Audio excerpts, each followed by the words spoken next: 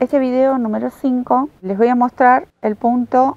Es súper cerrado porque se llama punto corrido, punto raso, punto enano, punto deslizado, que es el que utilizamos mucho para cuando cerramos una hilera.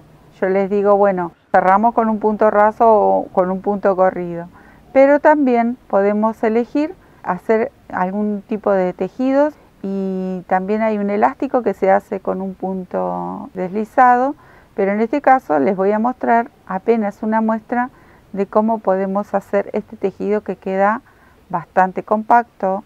Hay que hacerlo con agujas bien, cuando el material es gruesito, con una aguja quizás hasta con un número más de lo que el material pide, porque es bien ajustadito.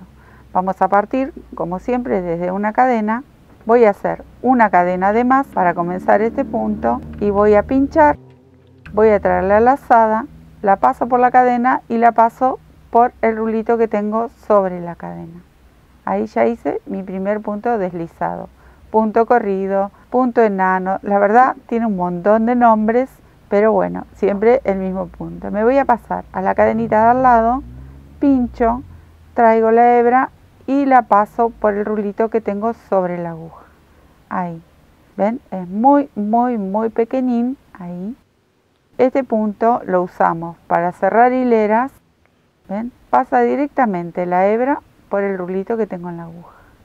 Lo usamos para cuando necesitamos corrernos de un punto a otro y seguir y continuar tejiendo. Lo usamos para hacer algún punto específico, que puede ser, hay un elástico que se hace con este punto, queda muy bonito. Hay varias formas de utilizarlo y la verdad que es un punto muy chiquitito, muy bajito, pero también es bonito. Bueno, aquí voy a hacer la última cadenita, por eso se llama deslizado, directamente lo pasamos. Si yo quisiera tejer con este punto, tengo que nuevamente hacer una cadenita, giro, y si yo quiero tejer, tengo que elegir una de estas hebras, porque depende de dónde la elija, va a quedar el dibujo del tejido. Puedo elegir esta hebra que está de este lado, ¿ven? Sí, ahí notan una cadenita. Bueno, yo estoy agarrando la hebra que está más arriba.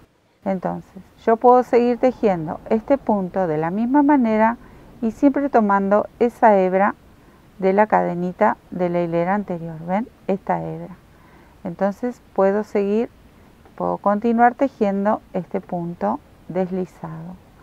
Pero lo puedo tomar desde varios lugares. También lo puedo tomar de esta hebra que está aquí cruzada, o lo puedo tomar de la hebra de abajo de la cadenita. Depende de donde yo lo tome, me va a hacer un dibujo diferente. En este caso, simplemente lo tomo de la hebra que está del lado mío, de este lado. ¿Ven? Y me puedo ir deslizando y formando un tejido obviamente muy cerrado, bien compacto, bien apretadito y bien bajo también. ¿Ven? Este sería la última. Ahí paso y paso. Si quiero continuar, nuevamente cadenita para girar y vuelvo a elegir la cadenita de la cadenita, la hebra que está de este lado, y puedo continuar.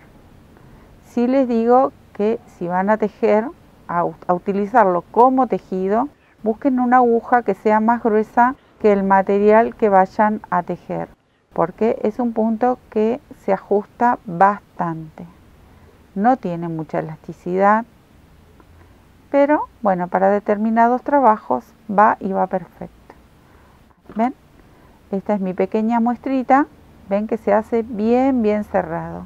Aquí esta lana es un poquitito más fina y se ve cómo se nota el dibujo.